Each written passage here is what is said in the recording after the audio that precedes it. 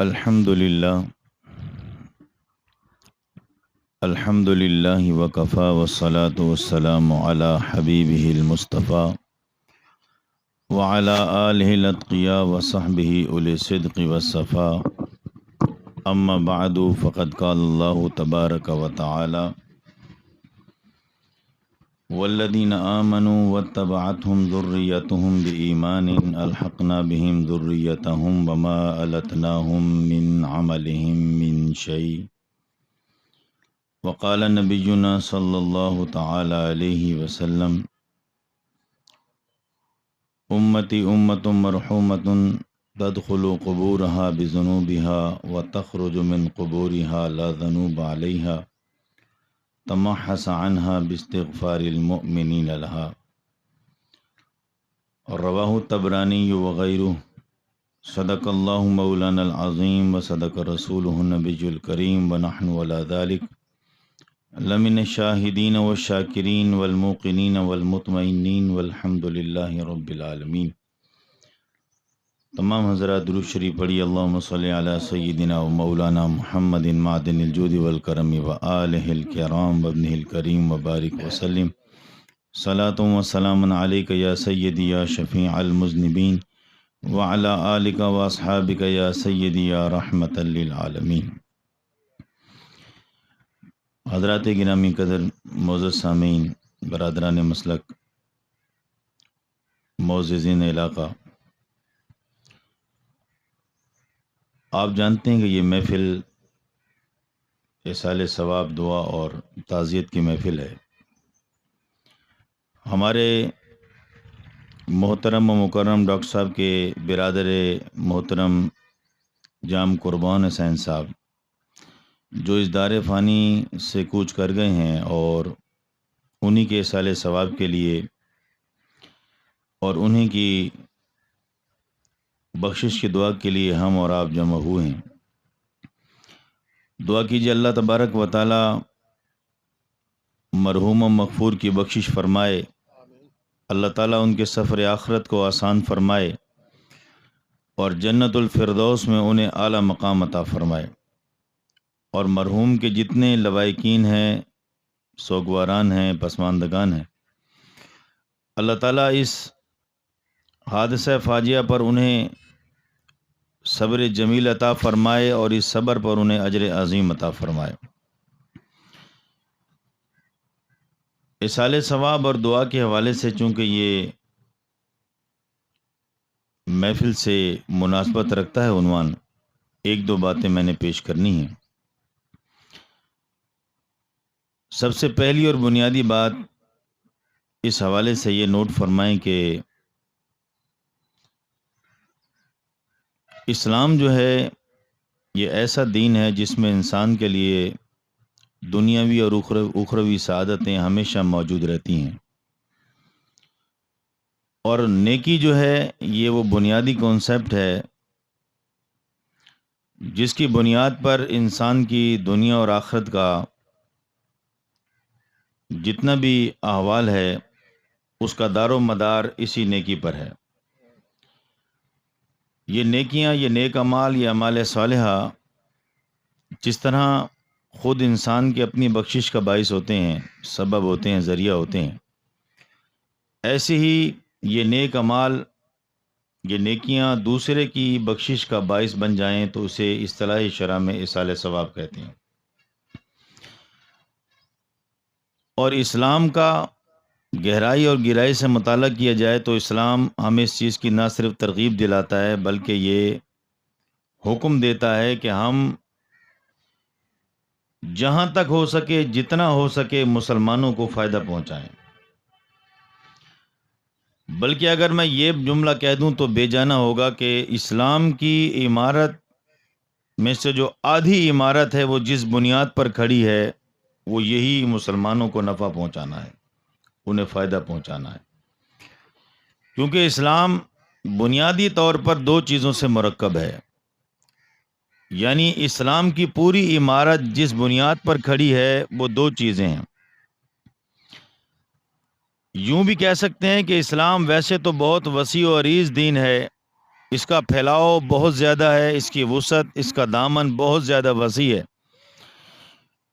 زندگی کا کوئی شعبہ ایسا نہیں ہے جس میں اسلام کے حوالے سے تعلیمات نہ ہوں، لیکن اگر اسے مختصر انداز میں دو لفظوں میں سمجھنا چاہیں کہ اسلام کسے کہتے ہیں، تو وہ دو لفظ یہ ہوں گے کہ اسلام نام ہے اللہ تعالیٰ کی بندگی اور تعظیم کا، اور اللہ تعالیٰ کے بندوں کی خدمت کرنے کا، انہیں نفع پہنچانے کا۔ نماز میں اللہ تعالیٰ کی تعظیم کا عنصر ہے، روزے میں اللہ تعالیٰ کی بندگی اور تعظیم کا عنصر پایا جاتا ہے، زکوٰۃ میں اللہ تعالیٰ کے حکم کی بجاوری بھی ہے اور اس کے ساتھ ساتھ بندوں کی خدمت بھی ہے، انہیں نفع پہنچانا بھی ہے۔ الغرض اسلام کے کسی حکم کو بھی لیں گے تو اس میں یا تو فلسفہ ہوگا پیچھے اللہ تعالیٰ کی بندگی کا، تعظیم کا، یا اللہ تعالیٰ کے بندوں کو نفع پہنچانے کا فلسفہ ہوگا۔ اللہ تعالیٰ نے ہمیں جتنی امتیں بھی اس دنیا میں آئیں سب سے بہترین امت قرار دیا ہے۔ کنتم خیر امت اخرجت للناس، تم سب سے اچھی امت ہو، جتنی امتیں بھی میں نے دنیا میں بھیجی تم سب سے بہترین ہو، سب سے اچھے ہو۔ وجہ کیا ہے؟ فرمایا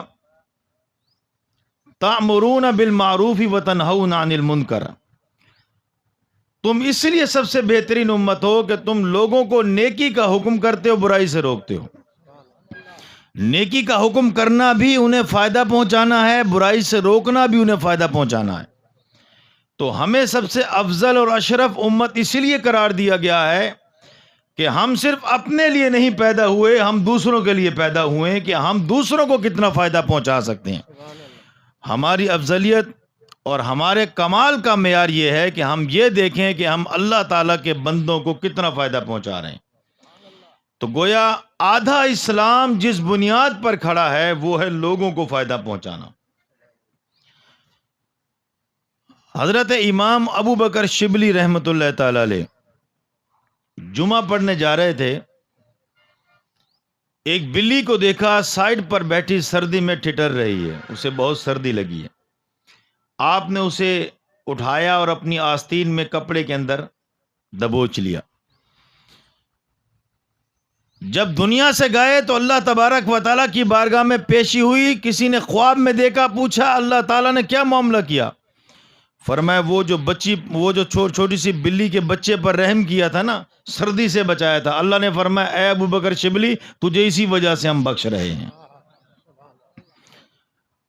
بخاری شریف میں یہ حدیث موجود ہے، ایک فاحشہ عورت، بدکارہ عورت ڈیٹ پر جا رہی تھی، رستے میں دیکھا ایک کتا جو ہے اپنی زبان گیلی جگہ پر رکھے گویا اپنی پیاس بجھا رہا تھا، پانی مل نہیں رہا تھا، اس نے گیلی جگہ پہ اپنی زبان رکھ لی زمین کے اس حصے پر۔ اس نے کہا اسے پیاس لگی ہے، اس نے اپنے دوپٹے کی رسی بنا لی، جوتے کا ڈول بنا لیا اور اسے کنویں میں لٹکایا، پانی نکالا، اسے پلا دیا۔ اللہ تعالیٰ نے اسرائیل علیہ السلام کو بھیجا، جلدی جا اس کی روح قبض کریے، جا رہی ہے بدکاری کے لیے، اس نے جو کتے کو پانی پلایا اس کی وجہ سے میں نے اس کی بخشش کر دی ہے، اس کی روح قبض کر جنت میں پہنچا، کہیں پھر جہنمی والے کام کر کے جہنمی نہ ہو جائے۔ یہ بخاری شریف کی روایت ہے۔ امام غزالی کا نام آپ نے سنا ہوگا، بہت بڑے صوفی ہیں، بہت بڑے ولی کامل ہیں، بہت بڑے علامہ فہامہ ہیں۔ ان کے مرنے کے بعد ان کو خواب میں دیکھا اور پوچھا ما فعل اللہ بکا، حضرت صاحب آپ کے ساتھ کیا معاملہ ہوا؟ فرمایا رب نے اپنی بارگاہ میں کھڑا کر لیا۔ رب نے فرمایا ہاں غزالی کیا لے کر آیا؟ کہنے لگے میں نے اپنی اعمال صالحہ کی فہرست رب کی بارگاہ میں پیش کر دی۔ یا اللہ یہ نماز ہے، یہ روزے ہیں، یہ تہجد ہے، یہ تسبیح ہے، یہ ورد ہے، یہ تلاوت قرآن، یہ درود شریف، ساری عبادات رب کی بارگاہ میں پیش کر دی۔ ساری عبادات کو خدا نے سائڈ پہ کر دیا۔ فرمایا جا ہم تجھے جنت میں جانے کی بشارت دیتے ہیں۔ آپ فرماتے میں نے عرض کی یا اللہ یہ تو بتا دے مجھے کس وجہ سے بخشا ہے، میرا کون سا کام، میرا کون سا عمل تجھے پسند آ گیا ہے؟ اللہ تعالیٰ نے فرمایا ایک مرتبہ تو اپنے قلم سے میرے محبوب کی حدیث لکھ رہا تھا، تو نے اپنے قلم کو سیاہی میں ڈبویا، اسے نکالا کہ اب میرے محبوب کی حدیث لکھے گا، دریں اثنا ایک مکھی آ کر تیرے قلم پر بیٹھ گئی، وہ پیاسی تھی، تو نے اپنے قلم کو جنبش دینے سے اس لیے روک لیا کہ اسے اپنی پیاس بجھانے دوں. وہ اس روشنائی پر بیٹھ کر سیاہی کو چوستی رہی، پیاس بجھاتی رہی. تو نے قلم کو جنبش نہیں دی، حرکت نہیں دی، وہیں ساکت کر دیا. کل تو نے اس مکھی پر رحم کیا تھا، آج اس وجہ سے میں تجھ پر رحم کر رہا ہوں. غور فرمائیے، ایک مکھی پر رحم کیا، خدا بخش رہا ہے. ایک پیاسے کتے پر رحم کیا، پانی پلایا، خدا بخشش فرما رہا ہے. ایک بلی کے بچے پر رحم کیا، خدا مغفرت فرما رہا ہے. اور جو نبی کے غلام مسلمان پر رحم کرے گا اس کو نفع پہنچائے گا، خدا اس سے کتنا خوش ہوگا. یہ مسئلہ چھوٹا نہیں ہے، اس لیے یہ مسئلہ بہت بڑا ہے. جو شخص نفع نہیں پہنچائے گا اس کا حال بھی سن لیں. صحیح حدیث میں موجود ہے، صحیح مسلم میں موجود ہے. اللہ کی بارگاہ میں ایک شخص آئے گا، اللہ تعالیٰ فرمائے گا میں بیمار تھا، وہ بندے تو نے میری تیمارداری کیوں نہیں کی؟ میں بھوکا تھا، تو نے مجھے کھلایا کیوں نہیں؟ میں پیاسا تھا، تو نے مجھے پلایا کیوں نہیں؟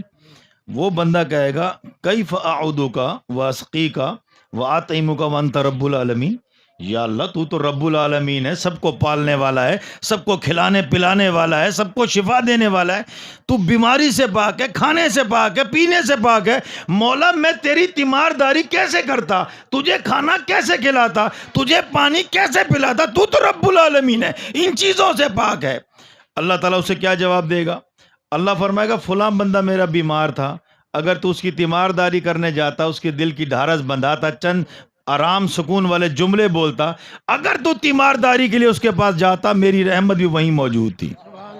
فلاں بندہ میرا بھوکا تھا، اگر تو اسے کھانا کھلا کر اس کی بھوک ختم کر دیتا، اس کو نفع پہنچا دیتا، فائدہ دے دیتا، تو آج میری بارگاہ سے اس کا اجر پاتا. فلاں بندہ میرا پیاسا تھا، اگر تو اسے پانی پلا دیتا، آج میں اپنی دست رحمت سے تجھے نوازتا، اس کا اجر دیتا. تو اب دیکھیے، جس نے مسلمان کا فائدہ نہ کیا اللہ اس سے ناراض ہو رہا ہے، اور جس نے فائدہ کیا اللہ اس سے راضی ہو رہا ہے. قرآن مجید میں ان لوگوں کی خدا نے تعریف کی جو مسلمانوں کو اپنی بخشش کی دعاؤں میں یاد رکھتے ہیں. یاد رکھ لیجئے، یہ حقوق العباد میں شامل ہے. مرحومین کو دعاؤں میں یاد رکھنا یہ چھوٹا مسئلہ نہیں ہے، کوئی رسم نہیں ہے، کوئی رواج نہیں ہے. یہ مطلوب شرع امر ہے، اہم مسئلہ ہے، خصوصیت کا حامل مسئلہ ہے. آدھے اسلام کی عمارت جس بنیاد پر کھڑی ہے وہ یہی مسئلہ ہے. اس لیے یہ کرنے کی چیز ہے، چھوڑنے کی چیز نہیں ہے، یہ رسم رواج نہیں ہے. سنیے ذرا، اللہ تعالیٰ نے جس گروہ کی قرآن مجید میں تعریف فرمائی، اس کی تعریف کیوں فرمائی؟ اللہ فرماتا ہے وہ دعا یوں کرتے ہیں ربنا اغفر لنا ولاخواننا الذین سبقونا بالایمان. یا اللہ ہمیں بھی بخش دے اور ایمان والوں کو، ان لوگوں کو بھی بخش دے جو ایمان کے ساتھ دنیا سے جا چکے ہیں. اپنے لیے بھی بخشش کی دعا کرتے ہیں، مرحومین کے لیے بخشش کی دعا کرتے ہیں. اللہ تبارک و تعالیٰ نے تعریفی تحسینی انداز میں قرآن میں ان کی دعا کا ذکر کیا. فرمایا یہ بات مجھے، یہ دعا مجھے بڑی پسند ہے. تو الحمدللہ ہم بھی یہی کہتے ہیں، خود بھی اپنے لیے بھی بخشش کی دعا کرو، اور جو دنیا سے چلے گئے ہیں اس کے لیے بھی بخشش کی دعا کرو. میں آپ سے پوچھنا چاہتا ہوں، بیمار کی تیمارداری کرنا زیادہ اس سے ہمدردی ہے، یا جو دنیا سے چلا گیا اس کے ساتھ بخشش کی دعا کرنا اس کے لیے، یہ زیادہ ہمدردی ہے؟ بیمار تو پھر بھی خود کچھ نہ کچھ نیکیاں کر سکتا ہے، صدقے کا حکم دے کے نیکی کر سکتا ہے، تسبیح پڑھ سکتا ہے، ورد وظیفہ کر سکتا ہے، جیسے تیسے نماز بھی پڑھ سکتا ہے. لیکن جو دنیا سے چلا گیا اس کی تو زندگی کے صفحے پر فل سٹاپ لگ گیا، اس کے تو وہ تو دارالعمل سے نکل گیا، اب وہ دارالجزا میں پہنچ گیا ہے. دنیاوی اعتبار سے کوئی نیکی نہیں کر سکتا، اس لیے وہ زیادہ قابل رحم ہے، اس لیے اسے مرحوم کہتے ہیں. ارے جب بیمار کی بیمار پرسی کرنا خدا کو اتنا پسند ہے، تو جو دنیا سے چلا گیا ہے جب اس کے ساتھ بخشش کی دعا کریں گے، جب اس کو ثواب بھیجیں گے، خدا پھر کتنا خوش ہوگا، کتنا خوش ہوگا. ایک حدیث یہاں ذہن میں آئی، ایک جملہ نوٹ کروا دوں اور آخری جملہ بھی پیش کر دوں. قیامت میں ایک شخص رب کی بارگاہ میں پیش کیا جائے گا، اس کا کیس بڑا عجیب ہوگا. وہ اس طرح کیس ہوگا کہ اس کے جب نامہ اعمال تولے جائیں گے تو ایک نیکی جنت میں جانے کے لیے کم پڑ جائے گی، صرف ایک نیکی کم ہوگی. اللہ تعالیٰ اسے فرمائے گا جا تو میدان حشر میں ایک نیکی اگر کوئی تجھے دیتا ہے تو لے آ، تیرا فیصلہ کر دیتے ہیں۔ وہ خوشی خوشی جائے گا، میری تو والدہ بھی کھڑی ہیں، والد صاحب بھی موجود ہیں، بہن بھائی ہیں، چاچے ہیں، مامے ہیں، تائے ہیں، رشتہ دار ہیں، کلیگ ہیں، جگری یار بھی ہے، ایک نیکی کی کیا بات ہے، وہ تو کوئی بھی دے دے گا، لیکن اسے پتہ نہیں ہوگا میدان حشر میں لوگوں کو پتہ چل جائے گا نیکی کی ویلیو کیا ہے، کیونکہ دنیا میں سکہ روپیہ ہے، اس لیے روپے کی ویلیو پتہ چل گئی، صبح و شام دن رات اس کے پیچھے دوڑ رہے ہیں۔ پتہ ہے نا، یہ سکہ آ گیا، روپیہ آ گیا، گاڑی بھی آ جائے گی، آسائشیں بھی آ جائیں گی، مکان بھی آ جائے گا، کاروبار بھی، ہر دنیا کی آسائش پیسے سے خریدی جاتی ہے، قیمت پتہ لگ گئی تو پیچھے دوڑ رہے ہیں صبح و شام ہیں۔ قیامت کا سکہ نیکی ہوگی، یاد رکھ لیجیے، قیامت کا سکہ نیکی ہے۔ وہ ماں کے پاس جائے گا، امی جان ایک نیکی تو دیں، کیوں بھائی ایک نیکی کم ہوگی جنت میں جانے کے لیے، والدہ کہے گی کہ مثلاً میری بھی اگر ایک نیکی کم ہوگی میں کدھر جاؤں گی، تو ابھی ذرا فیصلہ ہونے دے پھر تیرا دیکھتے ہیں۔ باپ کے پاس جائے گا، وہ بھی منہ پھیر لے گا، بہن بھائی سب منہ پھیر لیں گے۔ الاخلاء یومئذ بعضهم لبعض عدو، جو جگری یار ہوں گے قرآن کہتا ہے وہ دشمن بن جائیں گے قیامت میں، جگری یار، پھر باقی کے کیا رہ گیا مسئلہ۔ اب وہ مایوس ہو کے منہ لٹکا کر واپس آ رہا ہوگا کہ بس اب تو کہیں سے کوئی، جب ماں نے نہیں دی نیکی، بہن بھائی نے نہیں دی، باقی کون پوچھے گا۔ واپس آ رہا ہوگا، رستے میں ایک شخص ملے گا، وہ کہے گا ابھی پریشان کیوں ہے، کیوں روتا ہے؟ وہ کہے گا یار ایک نیکی چاہیے جنت میں جانے کے لیے، وہ ملتی نہیں ہے، اب بس جا رہا ہوں، اللہ فیصلہ کرے گا جہنم جاؤں گا۔ وہ کہے گا ایک منٹ رک جا، وہ اپنے نام اعمال کھولے گا، رجسٹر کھولے گا، دیکھے گا اس نے ساری زندگی گناہوں میں گزاری ہوگی، پوری زندگی میں صرف اس نے ایک نیکی کی ہوگی کبھی۔ وہ کہے گا آ جا یار تیرا کام بن گیا، یہ لے ایک نیکی میں تجھے دیتا ہوں۔ اب ذرا سوچئے، جب ہر طرف سے مایوسی چھا چکی ہوگی اس پر، اور اسے ایک دم نیکی کی بشارت ملی ہوگی کہ ایک نیکی مل گئی، کتنا خوش ہوا ہوگا، چھلانگے مار رہا ہوگا، نعرے لگا رہا ہوگا، یا اللہ میرا میزان پورا ہو گیا، میرا ٹوٹل پورا ہو گیا، مجھے نیکی مل گئی، مجھے اب جنت میں بھیج۔ اللہ کی بارگاہ میں پہنچے گا، کہے گا یا اللہ مجھے نیکی مل گئی، میزان پورا ہو گیا۔ اللہ تعالیٰ فرمائے گا تجھے نیکی مل گئی، وہ علیم و خبیر ہے، سب کچھ جانتا ہے، مگر اس کے سمجھانے کے انداز جدا ہیں، نرالے ہیں۔ اللہ فرمائے گا تجھے نیکی مل گئی، یا اللہ مل گئی، فرمایا اس پاگل کو پکڑ کے لا جس نے آج تجھے نیکی دی ہے، لے کر آ اسے میری بارگاہ میں۔ وہ میدان حشر میں جا کر اس بندے کو لے کر آئے گا، اللہ کی بارگاہ میں پیش کرے گا، اللہ فرمائے گا باوجود اس کے وہ جانتا ہے سب کچھ، علیم و خبیر ہے، تو نے نیکی دی ہے، کہے گا یا اللہ میں نے نیکی دی ہے، اور تجھے پتہ نہیں نیکی کی ویلیو کیا ہے، یا اللہ سب جانتا ہوں، پھر تو نے کس بنیاد پر اسے نیکی دی؟ وہ کہے گا یا اللہ اس نے مجھے اپنا کیس سنایا، ایک نیکی کا میں جنت میں نہیں جا رہا، میں نے اپنا رجسٹر کھولا، اپنے نام اعمال دیکھے، میرے نام اعمال میں کل کائنات ایک نیکی تھی، میں نے فیصلہ کرنا میرے لیے آسان ہو گیا، جس کی ایک نیکی کم ہے وہ جنت میں نہیں جا رہا، تو جس کی کل کائنات ہی ایک نیکی ہے وہ کہاں جنت میں جائے گا؟ تو میں نیکی نہ بھی دیتا مولا پھر بھی میں نے جہنم میں جانا تھا، لیکن میری اخوت نے، بھائی چارے نے، میری ہمدردی نے، میرے احسار نے یہ گوارا نہیں کیا کہ میری وجہ سے میرا بھائی جنت میں جانے سے رہ جائے، مولا میں نے اس کا فائدہ کرنے کے لیے وہ نیکی اس کو دے دی ہے۔ اللہ تعالیٰ خوش ہو جائے گا، اللہ فرمائے گا واہ واہ تو بندہ ہو کے اتنا سخی ہیں، اور تو نے تو میری چادر پہن لی ہے، تو تو میرے رنگ میں رنگا گیا ہے، یہ مہربانی کرنا تو میری شان ہے، میں رحمان ہوں، میں رحیم ہوں، میں کریم ہوں، میں غفور ہوں، میں ستار ہوں، یہ مہربانی کرنا تو میری شان ہے، تو میرے رنگ میں رنگا گیا ہے۔ اب سن، جب تو بندہ ہو کے اتنی مہربانی دکھا رہا ہے، میں خدا ہو کے اپنے کرم کی جھلکی نہ دکھاؤں؟ تو جنت میں پہلے جائے گا، یہ جنت میں بعد میں جائے گا۔ لوگ کہتے ہیں جی یہ کام جائز ہے ناجائز ہے، میں نے بتا دیا آدھا اسلام جس بنیاد پہ کھڑا ہو وہ ناجائز ہوگا، جس سے خدا خوش ہو جہنمی کو جنتی بنا دے جس عمل سے وہ ناجائز ہوگا، پھر وہ صرف عام ہوگا یا خاص ہوگا، صرف عام ہوگا یا بہت اہم ہوگا ہیں؟ تو اس سے پتہ چلا مسئلہ بہت عام ہے، لیکن میں آپ کو شارٹ کٹ طریقے سے اس کی ایک دلیل دے دوں۔ احکام شرع کے حوالے سے دیکھنا ہو کہ یہ چیز جائز ہے یا ناجائز، خیر ہے یا شر، حلال ہے یا حرام، اچھی ہے یا بری، تو اس کے دو طریقے ہوتے ہیں۔ ایک تو وہی پروسیجر ہے احکام شرع والا، دلائل شرع سامنے رکھ کر فیصلہ کیا جائے۔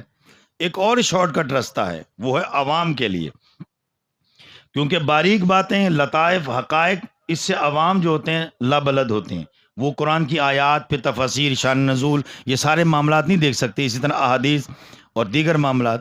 تو ان کے لیے ایک آسان کرائٹیریا اللہ تعالیٰ نے یہ رکھا ہے، وہ دیکھنا چاہیں کسی چیز کو کہ یہ صحیح ہے یا غلط ہے، اچھی ہے یا بری ہے، ٹھیک ہے یا غلط ہے، خیر ہے یا شر ہے، یہ حلال ہے یا حرام ہے، جائز ہے یا ناجائز ہے.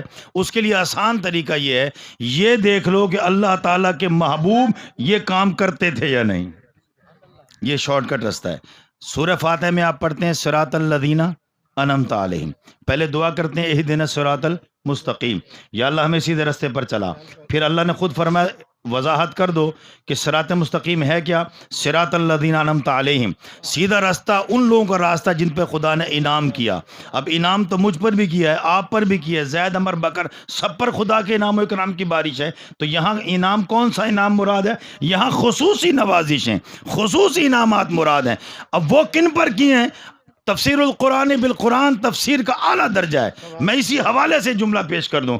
اللہ تعالیٰ نے دوسری جگہ انعمت علیہم کی تفسیر خود بیان فرمائی، فرمایا فاولئک مع الذین انعم اللہ علیہم، یہ ہیں انعم اللہ علیہم، یہ ہیں جن پر خدا نے انعام کیا. وہ کون ہیں؟ من النبیین والصدیقین والشہداء والصالحین، وہ نبیوں کی جماعت ہے، صدیقوں کی جماعت ہے، وہ شہیدوں کی جماعت ہے، وہ اولیاء کی جماعت ہے.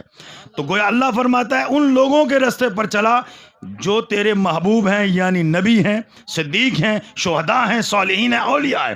تو آسان حال یہ ہے، آج کے دور کے حوالے سے اگر کسی چیز کی حلت و حرمت کو دیکھنا ہو، جواز عدم جواز کو دیکھنا ہو، تو اگر قرآن کی آیتیں آپ کے سامنے نہ بھی ہوں، احادیث آپ نہ پڑھ سکتے ہو، تو آپ یہ دیکھ لیا کریں یہ کام جو کر رہے ہیں یہ اللہ تعالیٰ کے اولیاء نے، اللہ کے پیاروں نے کیا یا نہیں کیا ہے. کیونکہ یہ وہ نفوس قدسیاں ہیں جو اس جہان میں رہ کر اگلے جہان پر بھی نظر رکھتے ہیں. اس لیے جو وہ اپنا معمول بنائیں گے وہ ناجائز نہیں ہوگا. جس طرح ایک ڈاکٹر ہمیں جب کہتا ہے کہ یہ دوا اس طرح کھانی ہے، یہ پرہیز کرنا ہے، ہم اس پر کامل وثوق کر کے اسی روٹین سے دوا کھاتے ہیں، کیونکہ ہمیں یقین ہوتا ہے اس کے علم پر کہ یہ ہمارے انٹرنل سسٹم کو ہم سے زیادہ جانتا ہے، کیا چیز فائدہ دے گی، کیا چیز نقصان دے گی، یہ ڈاکٹر ہم سے زیادہ اس کا علم رکھتا ہے. ہم آنکھ بند کر کے اس پہ اعتماد کرتے ہیں، کبھی اعتراض نہیں کرتے. یہ صبح دوائی پانی سے کھانی ہے، شام کو دوائی دودھ سے کھانی ہے، دوپہر میں کھانے سے پہلے کھانی ہے، یہ مرکن غذائیں نہیں کھانی. کبھی اعتراض کیا کہ یہ کیوں کر رہے ہیں ایسے؟ آپ نہیں کیا. ہمیں اس کو یقین ہوتا ہے علم پر. جس طرح جسمانی ڈاکٹر پر ہمیں یقین ہوتا ہے، جیسے وہ کہے آنکھیں بند کر کے وہی کرتے ہیں. یہ اولیاء جو ہیں ہمارے روحانی ڈاکٹر ہیں. انہوں نے جو ہمیں معمولات دیے ہیں، جو طریقے دیے ہیں، اس میں بھی انہوں نے سمجھ لیا ہے ان کی روح کو کتنا نورانی بنانا ہے، کس درجے میں نورانی بنانا ہے، اس کے لیے کن چیزوں کی ضرورت ہے. وہ معمولات ہمیں دے دیے ہیں، ہم کرتے رہتے ہیں، ہماری روح بیماری سے بچ جاتی ہے. مجدد الفسانی ایک آخری جملہ، آخری حوالہ پیش کر کے بات ختم کر رہا ہوں. آپ یہ کہیں گے نا بھئی اولیاء کرام کا کہاں طریقہ ہے، تو میں ایک حوالہ پیش کر دوں. مجدد الفسانی حوالہ ان بزرگ کا اس لیے پیش کر رہا ہوں، ان بزرگ کے بارے میں کسی کا اختلاف نہیں ہے، سارے مکاتب فکر کے نزدیک یہ مسلم ہستی ہیں، ٹھیک ہے، اور مجدد وقت ہیں.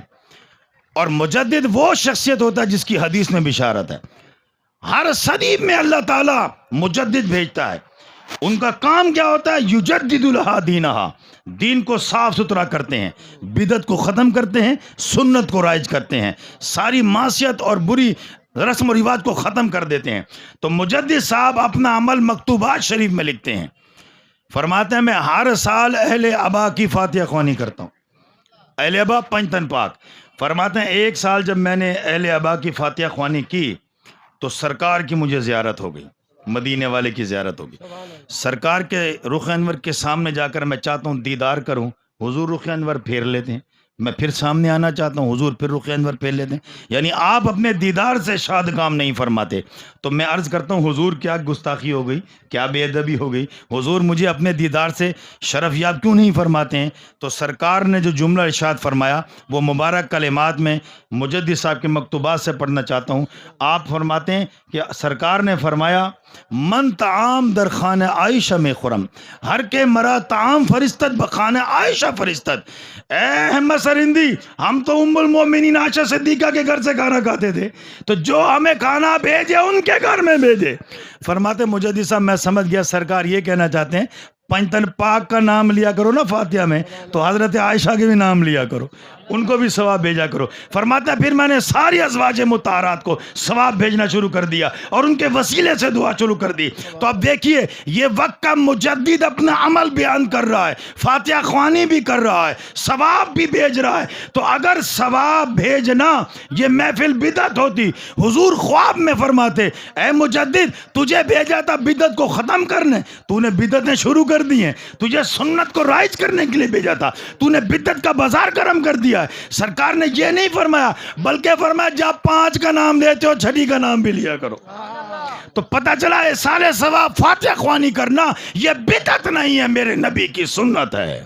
اور دوسری بات یہ بھی پتہ چل گئی مجدد صاحب ہیں سرہند میں ہندوستان میں فاتحہ خوانی کر رہے ہیں، حضور سید عالم صلی اللہ علیہ وسلم جسمانی اعتبار سے جلوہ گاہ آپ کی مدینہ شریف ہے، حضور مدینے میں ہے، غلام ہندوستان میں ہے، فاتحہ خوانی وہاں کر رہا ہے، حضور کو وہاں علم ہے۔ جو مدینے والا مدینے میں رہ کر ہندوستان میں اپنے غلام کے عمل کو دیکھ سکتا ہے، وہ مدینے میں بیٹھ کر یہاں کے عمل کو بھی دیکھ سکتا ہے۔ اس لیے یہ اولیاء کرام کا راستہ ہے۔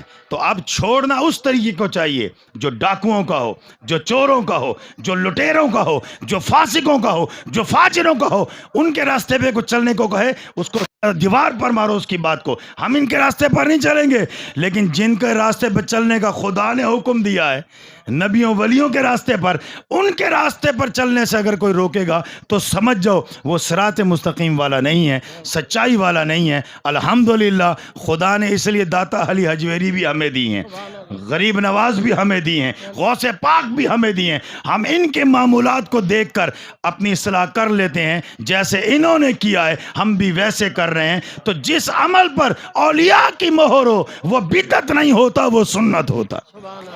اللہ تعالی ہم سب کو اپنے مرحومین کو اپنی دعاؤں میں اور نیک اعمال میں یاد رکھنے کی توفیق عطا فرمائے۔ وآخر دعوانا ان الحمدللہ رب العالمین۔